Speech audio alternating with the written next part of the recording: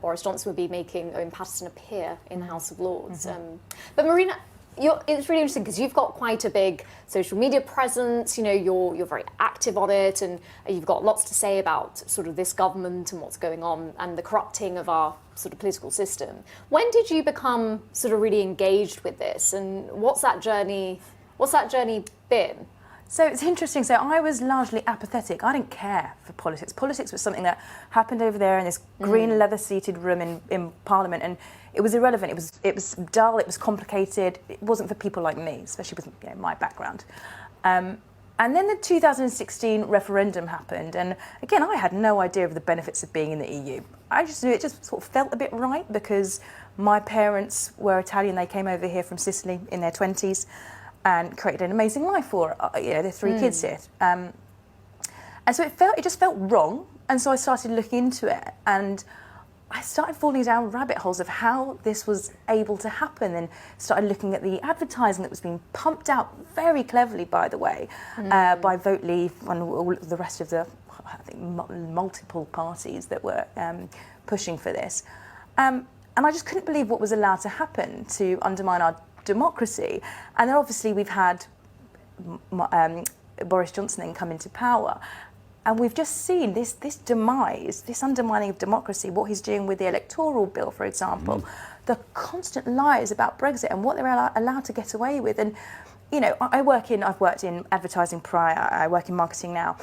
What I can't believe is there was a Danone, for example, they had to pay a fine for misleading people about the bacteria in their yogurt. Right now, think how badly this country was misled. The opposite. What was promised, we're getting the opposite, and the damage caused is you can't quantify it. And yet, those people, not only were they not punished, they ended up in government and as our special advisor, and they are the people running the show now. And I just couldn't believe how this could happen. And now they generate so much content. This is the thing I have with so many of my friends, and I know they switch off in my family, because it's difficult to talk about, because for so many people, they were where I was pre-2016. They don't care. They've got their lives to focus on, their kids, they're watching Coronation Street in the evening, all of these things. And it's hard to get people to think about it because it's so huge. And do they like Boris? I mean, do the people, you said to me earlier that, most of your friends and family, they eye roll when you start on about politics. Did they like Boris, and are they beginning to change their tune like these Uxbridge voters? Many don't care for him enough to even like him, but unfortunately, I do have friends and even a family member that votes Tory. But they vote that way, but they don't know. It's just what they've always done, or they've got this fear that you vote anyone else, vote Labour, the taxman's going to come for you. And actually, it came for us. You came for us it all. It did. And the Conservatives, only in the budget. This is an open goal for the opposition, and I see this from a marketing standpoint. Why aren't they going after this? You've got Brenda with her Renault Clio, and she's a hairdresser, and she thinks the taxman's coming after her.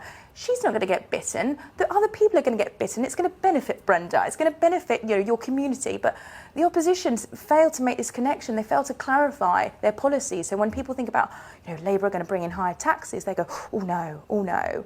And unfortunately, you've got this compliant and complicit mainstream media that enforce that at every turn.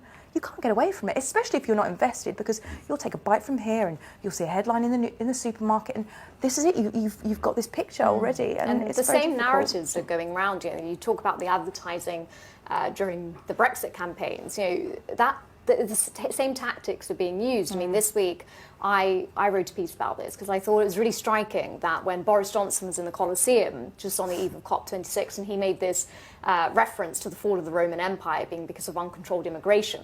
And the thing that was missed by the mainstream media was something quite dark, which is he was sort of arguing that we need to tackle climate change to stop uncontrolled immigration. And I mean, for me, it certainly has